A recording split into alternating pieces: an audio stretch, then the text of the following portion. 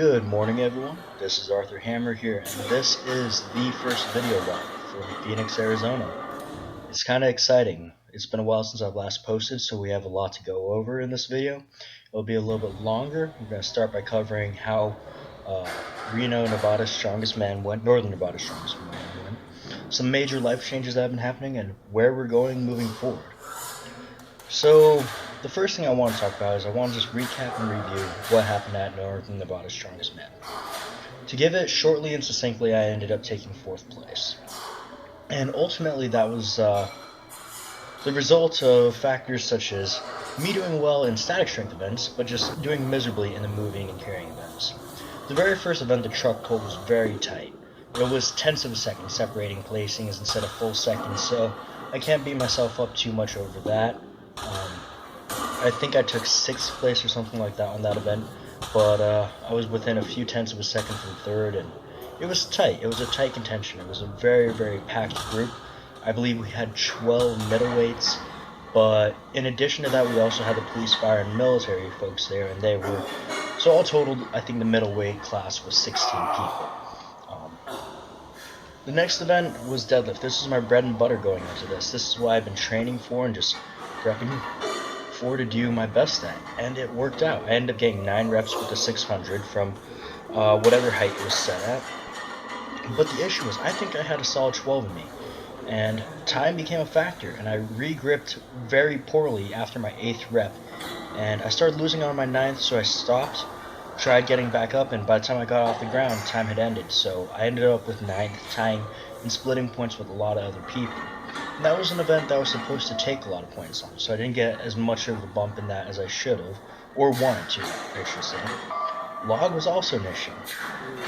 Log was an issue where the weight wasn't an issue. It was 250 pounds, something that I posted and you've seen me do for triples easily.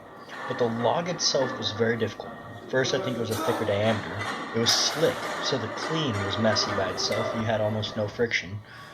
If I could have gone back, I would have worn a shirt with a sticky logo on the front, something to give it a little bit more traction. And I got the first rep so easy, and it flew up. But the second one, I struggled on the clean, and I just burnt myself out before I ever got to the rack position to finally press it. Now, 1 rep was pretty basic. A lot of people zeroed on that event. But watching everyone as they went, 2 reps would have set me very nicely. I mean, I wouldn't have won the event. And if I had been smart, I would have done the first rep very fast and clean as I had, and just taken my time, ignored what the crowd was saying, and just taken my full minute one, and just wait till I had 10 seconds left and knocked out the second one to get the points. Strongman is a game, and you have to play the game of getting enough points to win your events. Hips, hips, hips. The following event was the frame carry, and this is where I did my worst on. The weight wasn't particularly an issue. I think it was 650 frame, and the frame was actually a pretty good frame.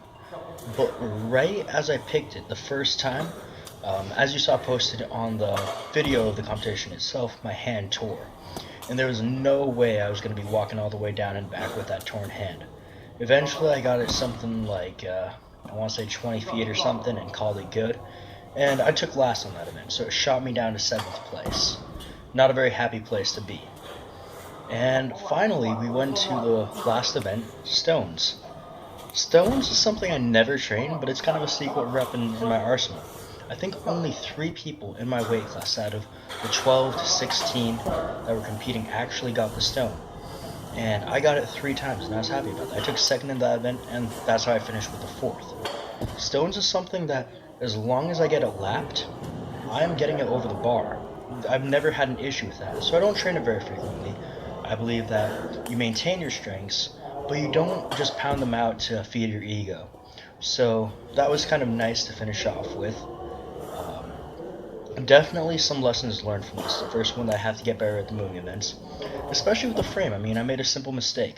Most people will file down the calluses right before they have any type of carry event, the night before, so they don't tear. And I've never had an issue before that, so I didn't think that I needed it. I thought I was exempt, and it cost me where I needed it most. So, simple things like that. I need to work on my speed, and I need to just make it so that I'm not losing unnecessary points. There's a lot of contest intelligence that goes into this, but I lack. I'm a young kid, and there's definitely room for me to learn and be taught. So I'm open to all of that, and this is where it brings me to today. I've now moved to Phoenix, and I'm training at Revolution Training Systems, run by the Pilch brothers. Great place, Get up. and Come honestly, I'm on. starting to feel like a small fish in it. I went from a place where I was squatting near There you double go. what the second highest squat in here was, barring the exception of my brother and a few I'm key so scared. individuals.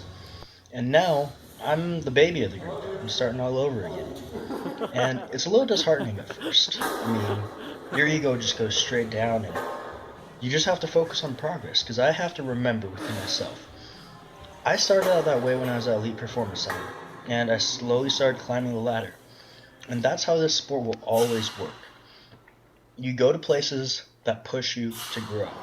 If you're always content with how you're doing, you're never going to have any stimulus to get any better. You need to fight the urge to feed that ego, and I'm in the right place I need to be.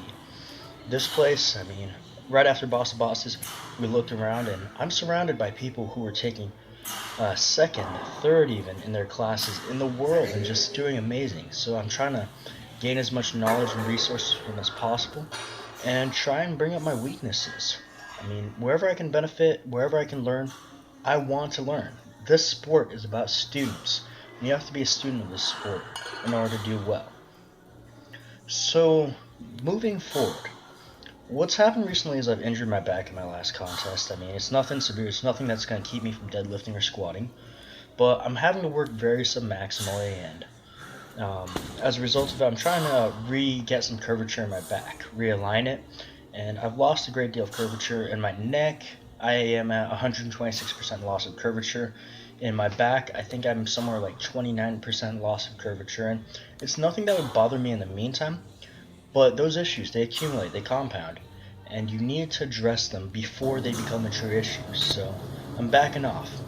And what that means is my strength career is going to be put on hiatus for a little bit. So what am I going to do? What am I going to do in order to keep the fire fueled and make sure that I'm still working and trying to get better and better? Well, I got a suggestion from two of my good friends, Solomon Al-Qadi and Muhammad Al-Sharif. Both of them amazing bodybuilders. Solomon is a decorated NPC middleweight, and Mo is a decorated NPC light heavy. And their recommendation was, you know, just try bodybuilding for a while. And it was simple how they said this. I'm in a sport with a weight class. Any sport that has a weight class has an economy of weight. How do you use that weight? And I'm not the leanest person out there. Fat will not help you dramatically in this sport when you only have so much weight you can devote to doing well in this sport. I'm at most a soft, I believe, 242, and I want to work on that. In strongman, I'm 231.5, and in order to do better at this sport, I think I need to make more of that weight effective. I need to lean out, recompose, and put that to effective use. I don't need to be moving around unnecessary weight, and there shouldn't be unnecessary weight on me. I should be a lean, mean, fighting strongman machine, and I need to make sure that that happens. So this next few months are going to be devoted to recomposing and making sure I do the best with it. And I've been having Muhammad Al-Sharif help me with my diet, as well as consulting with some other people, and we're following just basic principles of clean eating, planned meals, and just trying to go a lower carbohydrate approach and getting more monounsaturated fats and polyunsaturated fats. So keeping the protein intake high, and we're reducing meal frequency a little bit, keeping meal size the same, and we're experimenting with that, how that works. Now, this is never recommended as just a cure-all approach, because there aren't any cure-all approaches. You simply have to figure out how this works. It's a principle. Just like with how you could deal with balancing your macronutrients or your meal timing or your meal frequency, there's a lot of variables and factors you can play around with to figure out what works best for you. And that's what we're doing right now, is trying to figure that out. So, knowing me, I'm not someone who can just recreationally take on something. If I'm going to be dieting and leaning out, I want to be pushing towards something. So I'm happy to announce that hopefully, if this goes as planned, and this is a big if because this is a projection in the future, I'll be stepping back on stage for my first bodybuilding show at the NPC Big Sky Show. I think that will be in either Bozeman or Missoula, Montana. Don't quote me on that yet. and I think that's sponsored by Max Muscle. I will be going in as a junior, so we're gonna see what kind of package I can bring. That will be in June, so it gives me plenty of time to prep. I'll still be competing intermittently in powerlifting shows as my health allows, but this is what we're gonna focus on for a bit. It's a new realm, it's gonna be an experiment, and I wanna see what kind of results the background in strength sports will produce for the hypertrophy game. How can I bring this? The last time I stepped on stage, I was a senior in high school competing in a team class. I took second in that class in an NGA Northwest States show. So I'm definitely diving into deeper waters, and there's a lot to be learned. I am a novice once again, and I need to recognize that. Learn as much as I can, absorb it, soak it up, and just make sure that I'm listening to those who are there to lend me a hand. Because this sport always grows from people who help others. I mean, I just have to look at my wrist wraps every day to remember that.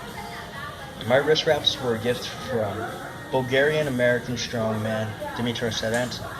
He gave them to me the first day he met me, and he taught me how to overhead press. I've used that technique since, and I've used those wrist wraps since.